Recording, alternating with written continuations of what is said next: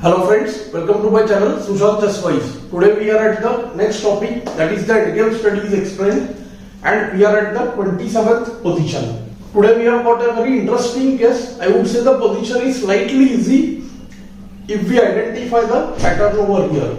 There is a material imbalance, rook, knight and pawn is there for the queen. So power wise we can say that the material is roughly balanced. White has very few candidate moves over here. We can see that white has to force things because right now the knight is attacked and queen e4 check is there on the cards. So once queen e4 check is there, black will of course have a winning position. We see that coordination between white pieces are not that great. They are far away from each other. But the coordination is such that they are capable of using some nice decoy, that is deflection to a particular square and such things, and using the knight's forking abilities in the position. So the most obvious moves which come to mind, one, rook a5 and rook a4 check. After rook a5, as I said, we can just take queen into knight. To note that queen into rook would allow knight c6 fork and the queen would be lost. White is looking for such a pattern here. Rook a4 check, king c5, then rook a5 check, king moves and kd6, then rook takes the queen and knight and extra pawn is there, white will win the game. But after rook a4 check, the only move is king e5.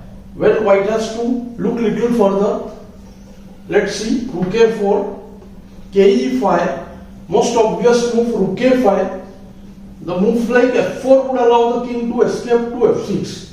So f4 check is not correct. After rook a5, queen takes a5, then the king and queen come in the range of knight fork. So knight c6 check and the queen would be lost and white will win. So the only move c5. So what happens? Many people leave the calculation here, seeing that once there is c5 and after d4 check, the king can just go to f4 or f6 squares, when winning will be very difficult. The knight is hanging, d4 pawn is hanging, queen e4 check is there. Okay, but white has a very nice tactic over there. There comes rook into c5, and after queen c5, it looks like there is no fork because king on e5 and queen on c5, knight on d8 cannot fork from there. But that is the tactical point. White has the strong move d4 check, decoying the king or the queen to the range of knight 4. Let's play the moves and see. Rook a4 check, ke5, rook a5. If queen takes a5, then knight c6 fork and knight takes the queen. So the only move c5.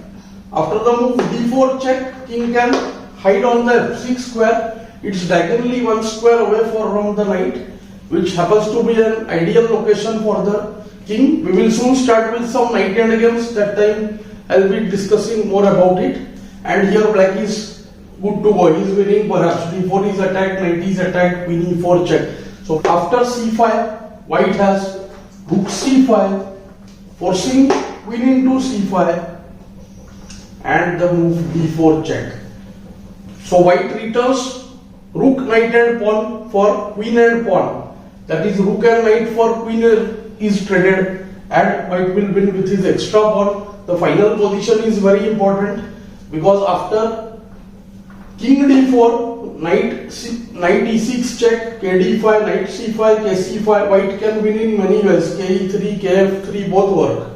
But after qd4, knight c6 check, kd5, knight d4, kd4. This endgame position is very important. White has the only move kf3. After kf3, the king will by force reach the key squares of the pawn. So when the pawn is on the second rank, we say the squares on the fourth rank, which are in front of it and which are next to the pawn spine, they become the key squares. This I have discussed in my lessons on king and pawn endgames. And white is winning. So after ke5, kg4, king f6, then kf4. So the only move ke6, then the king keeps on reaching the 6th rank, and once the king reaches the 6th rank, pawn queen. So this endgame is winning for white. So we will find this position easy if we know the final king and pawn endgame position. properly. I hope you are finding these positions useful. Do like, share and subscribe the channel. Thanks for your time.